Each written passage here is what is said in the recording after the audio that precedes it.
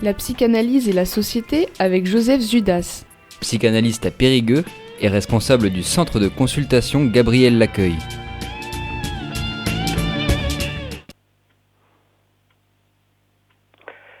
Bonjour chers auditeurs de Radio Libre en Périgord, je suis heureux de vous retrouver comme chaque fois à peu près à quinzaine.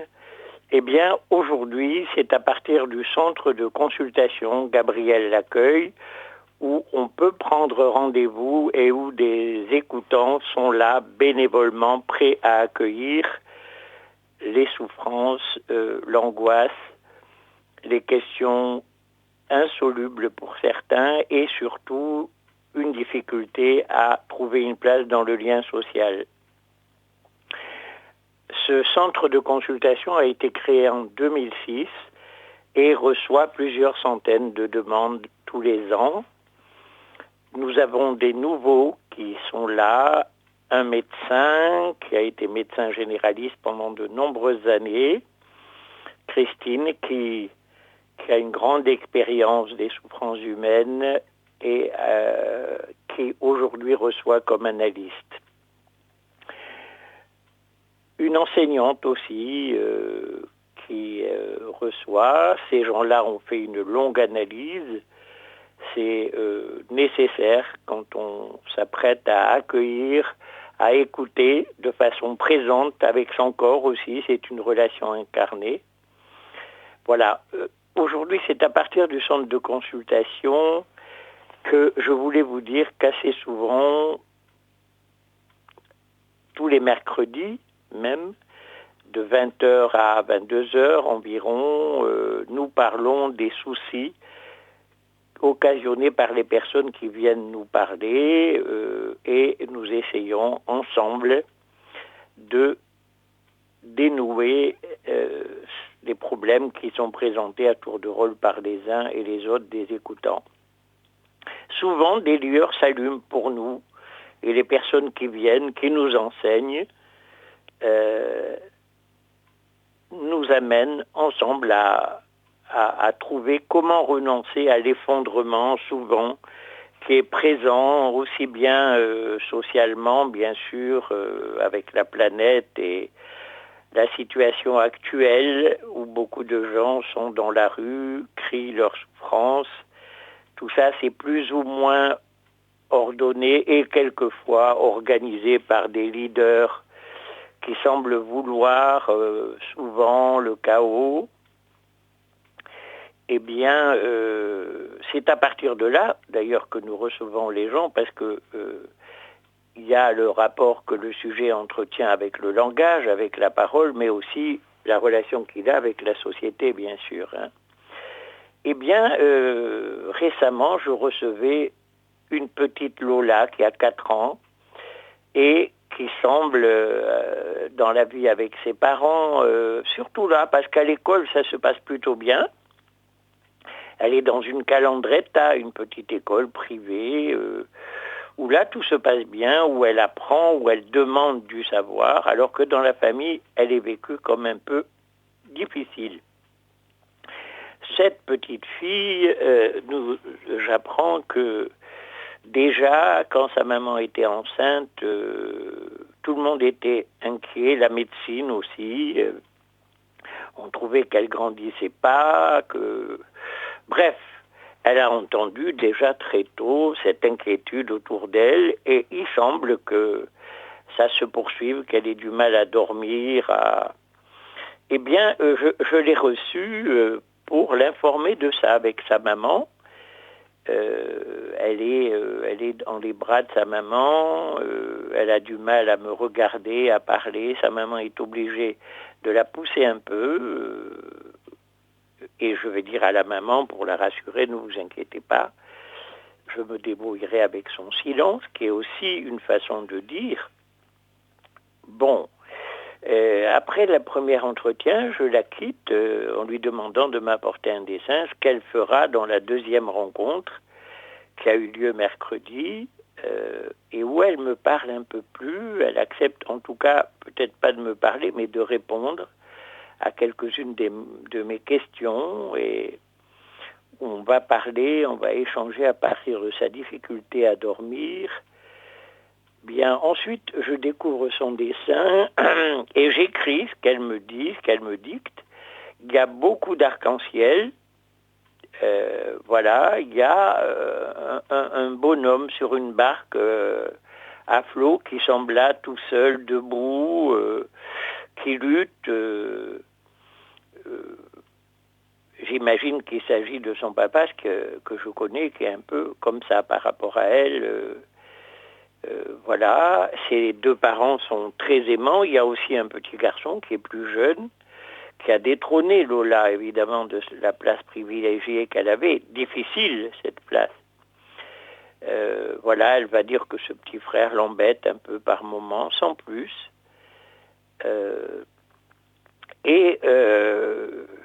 Cette situation est pas facile, mais je retiens quand même que la petite Lola lutte contre un effondrement possible, des choses, voilà, qu'elle ne renonce pas, en tout cas, et les parents non plus. C'est ce que je dirais pour terminer un peu cette petite vignette clinique. Les mercredis, nous avons comme ça des situations. Mercredi dernier, c'était une des écoutantes, Morissette, qui parlait d'une dame voilà, qui avait à un moment donné un statut d'animation d'un grand atelier où les gens qui ont une vie difficile venaient dessiner, peindre, écrire, et qui aujourd'hui a du mal parce qu'elle a perdu tout ça. Il faut dire que les soutiens dans la cité ont laissé tomber, n'ont plus soutenu. Il me semble que le lieu a été perdu. Je ne sais pas s'il y avait de grosses subventions parce que les gens participaient un peu. En tout cas, c'est un lieu nécessaire qu'on va dire que la cité a laissé partir comme ça, sans doute en ne mesurant pas, comme c'est le cas fréquemment, toute l'angoisse que le lien social retrouve après quand ces gens y reviennent sans appui, sans créer. Parce qu'on peut remarquer chez tous les gens qui viennent, comme dans nos pratiques d'ailleurs d'analystes, que l'absence de création dans la vie d'un être humain lui donne une grande culpabilité. Évidemment, tout le monde n'est pas Picasso ou Vallotton, mais les créations, c'est aussi, elles sont culinaires, comme elles sont à travers les fleurs qui sont achetées quand c'est possible, ou les boîtes de chocolat qui deviennent des tableaux, parce qu'il y a souvent de très beaux bouquets peints par des artistes, des reproductions qui sont exposées au-dessus du buffet modestement et que les enfants peuvent voir, sur lesquels ils peuvent discuter. Je pense que les élus savent que gouverner une cité sans la musique, sans le cinéma, sans le théâtre, sans la poésie, d'une certaine façon, c'est pratiquement impossible. Et je trouve très grave que des lieux de création comme ça mis à disposition des citoyens disparaissent. Je me dis toujours que les élus ne savent pas à quel point ils vont avoir à travailler après dans les revendications qui leur reviennent. Bien, pour notre part et pour ma part, j'ai essayé d'en parler dans des interventions. J'ai une amie peintre qui me fait la grâce, la gentillesse de me demander un exposé. Voilà, je vais avoir, j'en ai fait un récemment à Jumillac. J'en aurai un en septembre à Sarlat, où il y a une exposition de Anne Jaroussi, Kenyar, très bientôt en septembre. Et où je vais parler du bruit de quelque chose, comme dit Cynthia Fleury, qui ne peut pas nous être volé. Elle a écrit un court texte dans la collection Tract de Gallimard, ce qui ne peut nous être volé, et dans lequel il y a la question du silence, qui nous est nécessaire. Je terminerai en vous parlant d'un livre d'un psychanalyste qui s'appelle Jean-Michel Hurt, Renoncer au naufrage, la pulsion au service du vivant. Et je vais lire avec vous le 4e de couverture qui, j'espère, vous donnera un fort désir de lire cet ouvrage par les temps que nous traversons où la civilisation est en difficulté. À quoi peut-il servir de renoncer, écrit-il. C'est la question que cet essai affronte en sollicitant le témoignage de ces combattants du vivant, à coup sûr poètes, qui sont parvenus à mettre leur force pulsionnelle au service d'une langue à l'envers, une langue des corps en proie au désir et capable de jouissance, plutôt que de s'en tenir à l'arrogance des certitudes d'une langue à l'endroit, engoncée dans ses concepts d'identité et de contradiction. Pourquoi sombrer plutôt que de se donner les moyens psychiques d'y renoncer, en apprenant la langue des naufrages, en sachant danser avec les mots? Le renoncement pulsionnel serait-il la voie royale conduisant à la conquête vitale, charnelle, parce que spirituelle de soi-même, la seule qui importe face au désastre occasionné par la maladie humaine?